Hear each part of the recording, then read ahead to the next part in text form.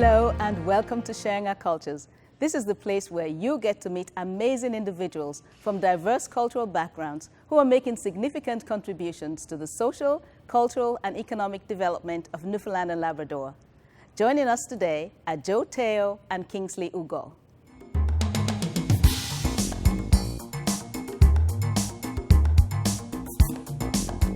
Welcome back to Sharing Our Cultures. Joining us now is Joe Teo, and he's the CEO and co-founder of Heyoka.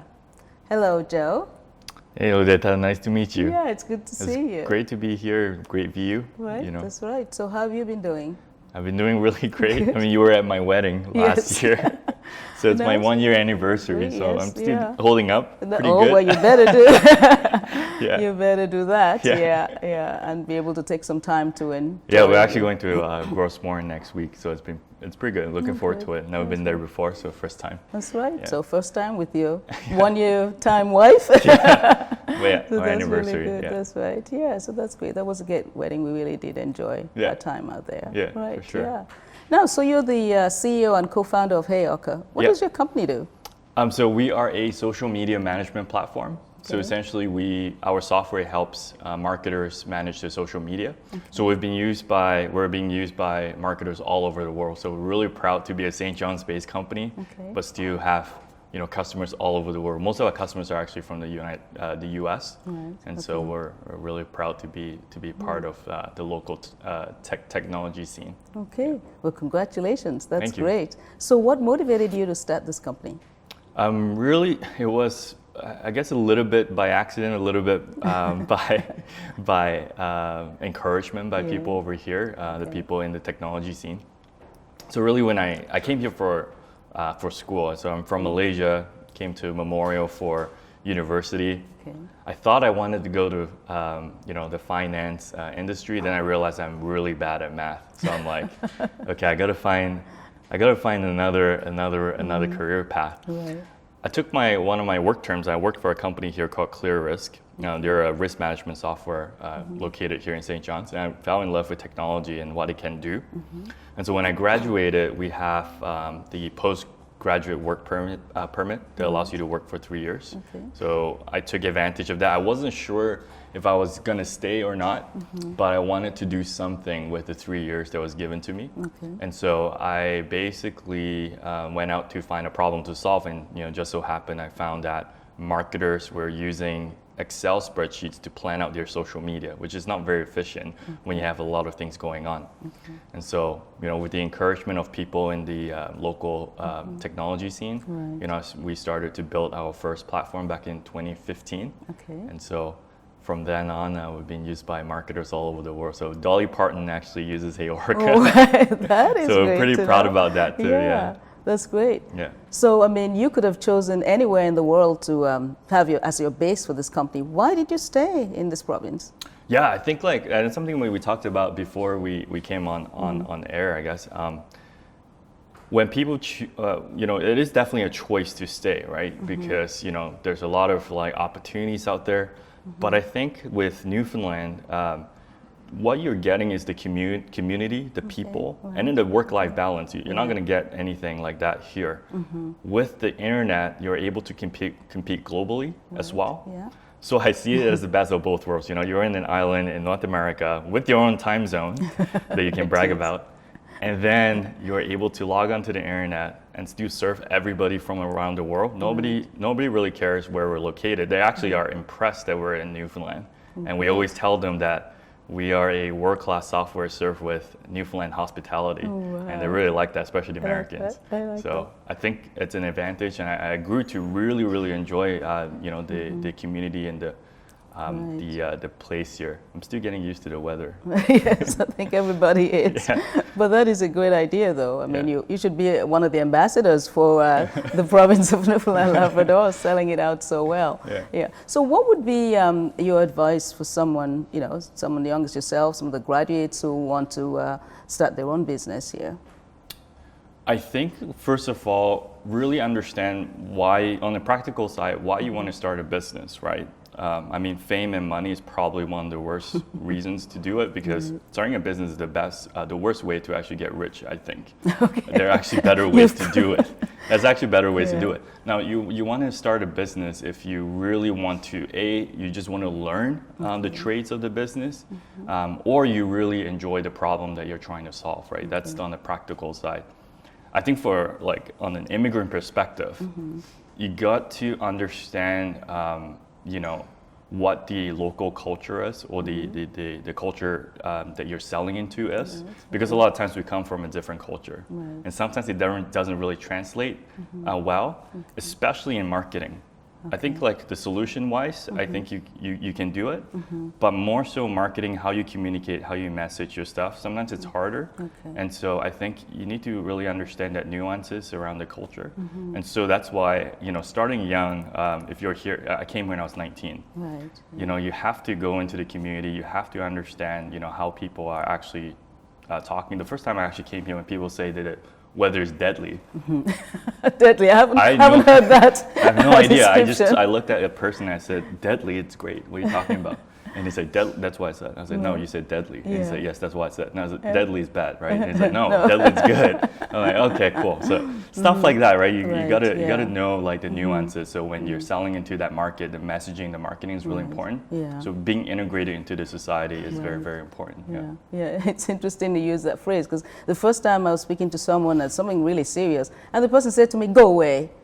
Go away. Well, I translate that about I have to go away. So it's like, why is he asking me to go away? I'm actually talking about something really very serious. Yeah, so all this stuff. I actually had the privilege of living in Port aux Basques for 4 months for a work term. Okay. And when my landlord told me, you know, he's gonna go build a bridge over the weekend, I was like, you're gonna build a bridge to where? He said, no, I'm gonna build a bridge. So I found out later on that a bridge is actually a deck. You know, a patio. Right. So different languages, but you can have like misunderstandings. So I think that's basically what us as immigrants we need to be aware of. But there's also the opportunity as well to learn another culture. Right. But I think on the flip side, on the Canadian side, if you're locally, you know, you grew up here, or you're very embedded into the culture, you know, I think like just educating people, or maybe just inviting people into your culture, vice versa, is very important. I know sharing a culture is obviously, we're trying to share all cultures, but I think on the other hand, you know, there's a lot to learn around the local culture as well, like Newfoundland culture or Canadian culture. Yeah. Well, I think it is important for both the newcomers here to learn about the culture here, and for the locals to learn about the newcomer cultures. Yeah, 100%. Because it's not one way, right? So I think sometimes we think like, okay, I want to absorb different cultures that are coming in, but it's actually two ways, because the culture that's coming in is trying to absorb the culture that's the dominant culture here. Right. And a lot of times we take for granted that people know, but people don't know, because people come from like different parts of the world and they do things differently. Right. Yeah. So I mean, when you came here, you already spoke English, yes, right? Because that's coming from Malaysia. Yeah. Right. So there are people who come here who English is not their first language or second language. So how do they navigate the culture? Yeah, we spoke about this too. I actually consider myself very privileged. Okay. Malaysia is a country where, you know, it's a fusion of West and East. So when I came here, there was not a lot of culture shock. The biggest culture shock was the weather. Well, that's a weather shock, but culture shock more so. It's like, you know, Newfoundland culture in general. Right, yeah. But I think the challenges, and I can't really speak firsthand because I didn't go through that experience before. But I think the biggest barrier is actually language, right? And I think how immigrants should counter that is try to put yourself out in the from your comfort zone. Right. It's very easy to be part of your own culture because there are actually more immigrants in Newfoundland now. But you got to make that step to, you know, reach out to you know, people that are Canadians, or you reach out to immigrants like myself that have been here for 10 years that can sort of like share you know, certain parts of that culture, you know, through that way as well. And through that, you start making connections, right? Right. Yeah, which is great. Yeah. And your company, of course, is hiring employees. Yeah. Right. So how many do you have now? So we're actually a very lean team, a very small team. So we're actually only 15 people. But we're actually hiring. Yeah. So actually we're hiring developers and customer service people. Right. Yeah. We actually hired one person from Nigeria, one person from Brazil, and we're actually immigrating them to Newfoundland. Oh, great. Actually bring them into Newfoundland so we're to actually work pitching with them. you. We basically give them the pitch saying, okay, first disclaimer, you're not gonna like the weather. Okay, maybe you'll like the weather if you like snow. Okay. But you're gonna love the people. You're gonna love the work-life balance. You're gonna love, you're gonna like, being able to disconnect and not being part of like this busy city. Right, and that's actually a very big point for a lot of people because we're so connected now. People are just looking for a place where they can disconnect. Right. And this is actually surprisingly a very good brand that I feel that we could capitalize on and get more immigrants in and sort of help spur the local economy for sure. Oh, that's great. Well, this is one of the ways that we can contribute to not to the social and cultural, but also the economic development of the province. So this is really great. So now we just have a few minutes left. What message would you like to say to maybe young people or to students who are going into university and trying to think what program should I take and what's available there for me if I want to become an entrepreneur? So I think my first advice to immigrants or non-immigrants is that your career is in your control. So a lot of people think that they're within they're at the mercy of the system. But I think from my experience, and I'm talking from my experience, is that if you own your future, you own your responsibility, you are able to chart a path in terms of like where you want to go. Now the only thing is that you need clarity in terms of where you want to go.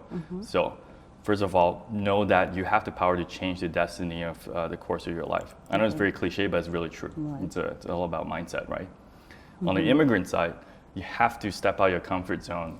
And look for people that you feel are good mentors, people that you aspire or look up to. Make connections with them. LinkedIn, really good place to actually do. Twitter, very good place as well, public forum. And the great thing about Newfoundland is that people are going to meet up for coffee because everything is only 10 to 15 minutes, so do that. If not, you can contact me. I'm on LinkedIn, you can do that.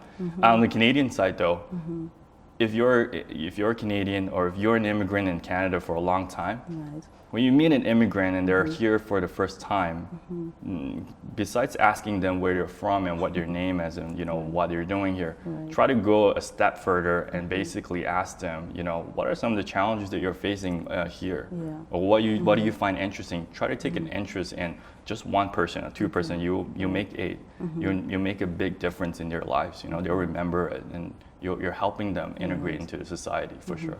The really great thing is that people actually want to come to Newfoundland because of the work-life balance. You're not able to find a place quite like this where it's in the middle of the Atlantic Ocean. It has its pros and cons. The weather. I tell them that you may or may not like it, but you'll like the work-life balance. You'll love the people, and you'll love the ability to disconnect, right? Because there's so much stuff in the world where we're always connected. And I think the power of Newfoundland, and I think this is a really strong brand, is that we're able to pitch them in a way that you can actually compete globally, but at the same time have that work-life balance locally. So a lot of people are actually looking to find a place like this. They just don't really know that it exists. They look at Toronto, Vancouver. They haven't considered Newfoundland. But a lot of people actually, once they come here, they're really, really happy and they make a choice to actually stay here, which I think we need. We need more immigrants here. We need more people to be able to spur a different industry and move up. Diversify from oil and gas. Right? Oil and gas is always going to be important, but we need to diversify from that. Well, wow, Joe, thank you so much. I'm so proud of what your company is doing, and I know it's going to go places, and you're helping the province bring in new immigrants as well. Congratulations, that's really thanks for having me here. It's really fun, my first interview, so I really, really appreciate it. And do enjoy your time out in Grossmont for sure. I will enjoy next week for sure. All right then, thanks you. All righty. Sharing Our Cultures, we'll be right back. Don't go away.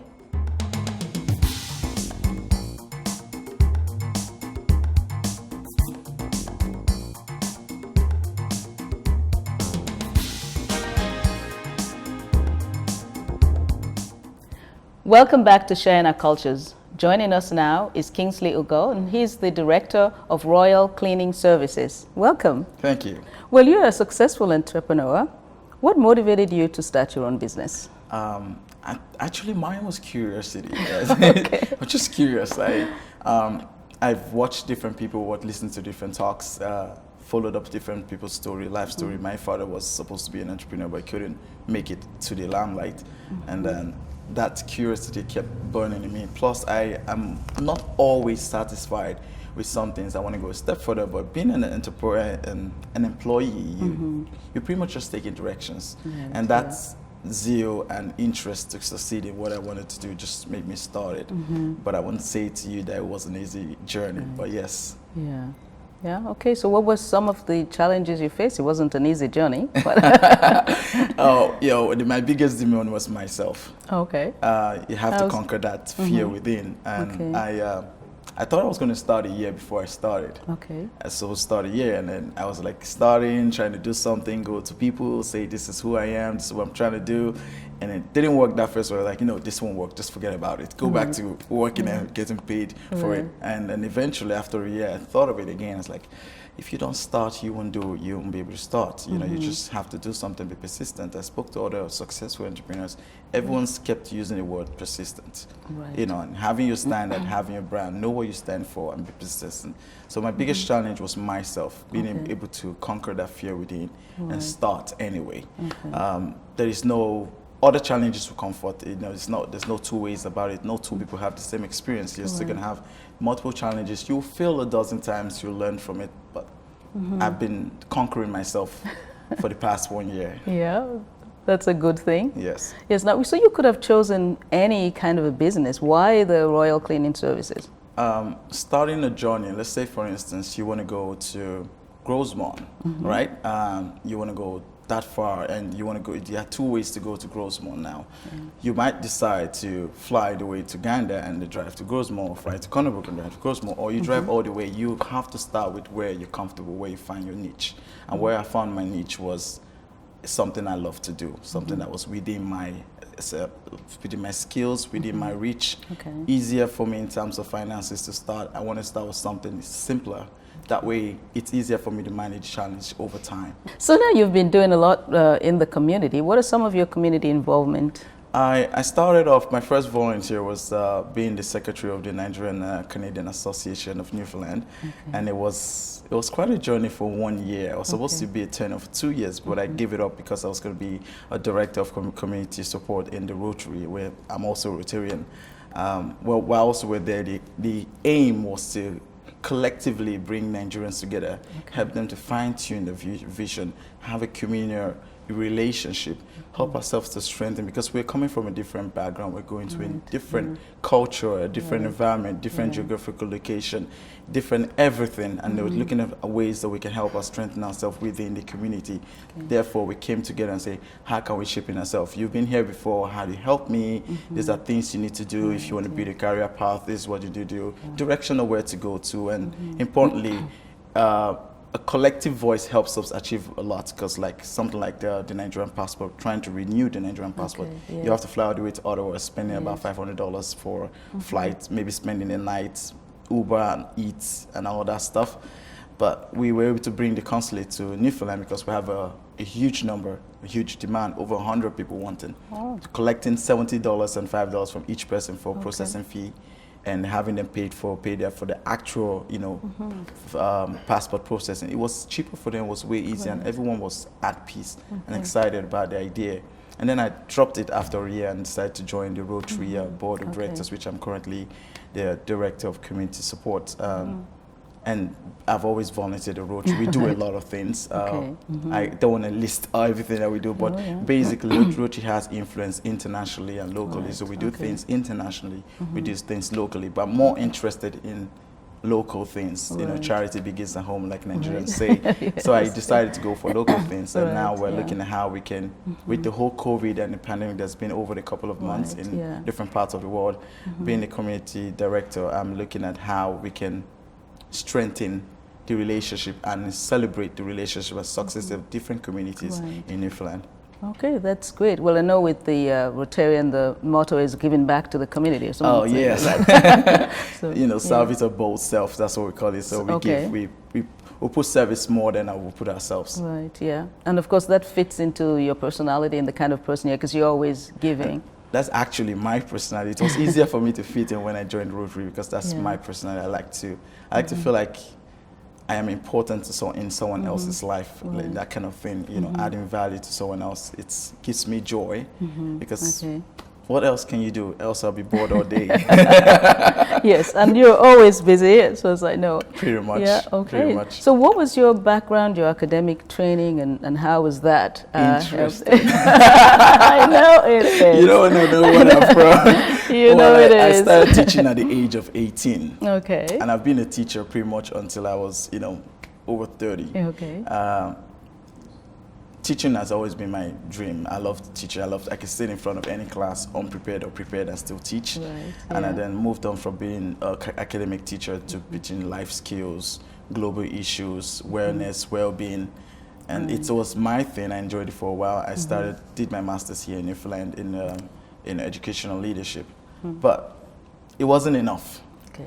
I wanted to go into the corporate world. I wanted to go into businesses. I wanted to deal with finances. I wanted to do with leadership. I just wanted to go more and more and more. And more importantly, I wanted to be able to manage my time, my resources, my everything.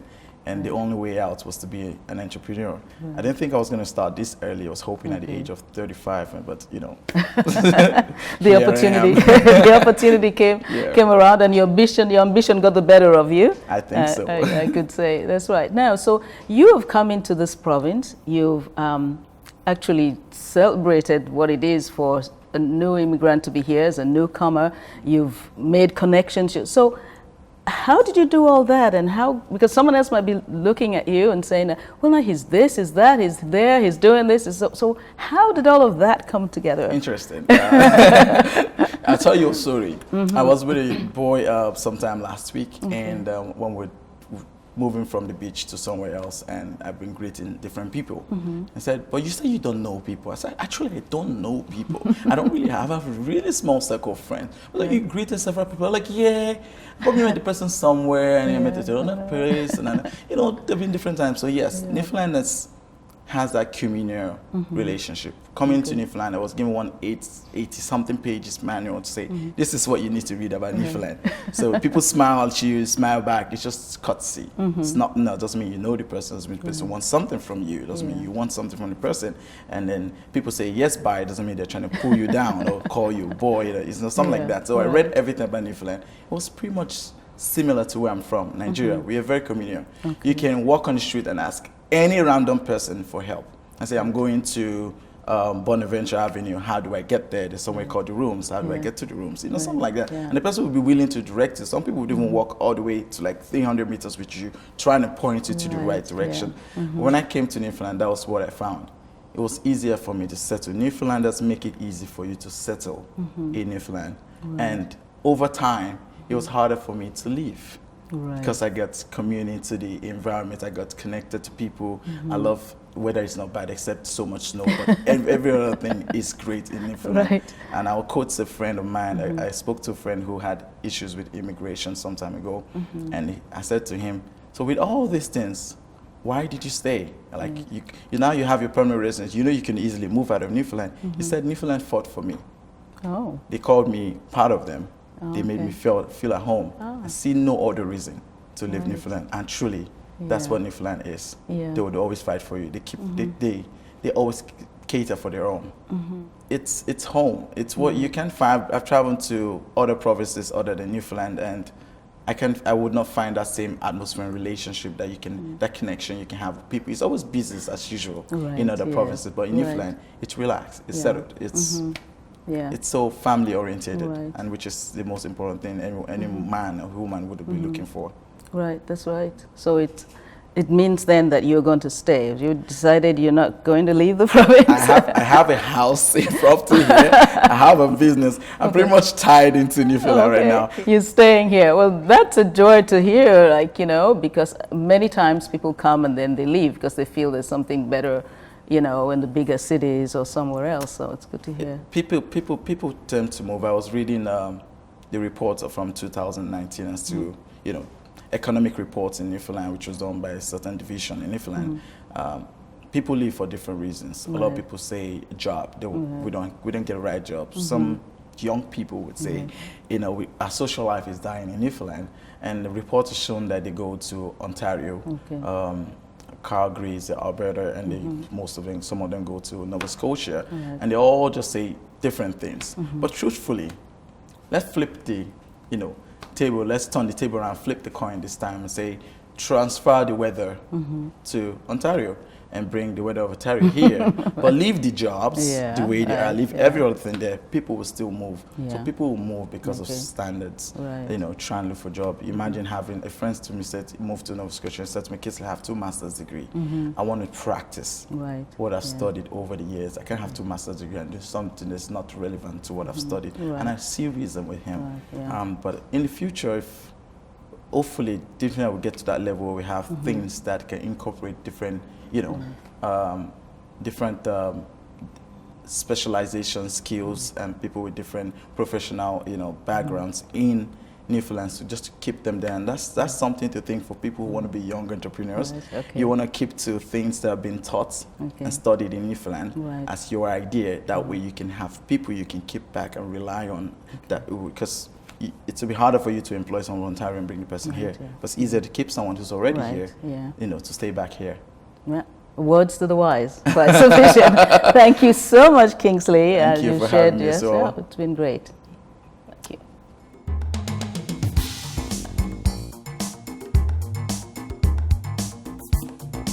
Thanks to Joe and Kingsley and you for joining us today.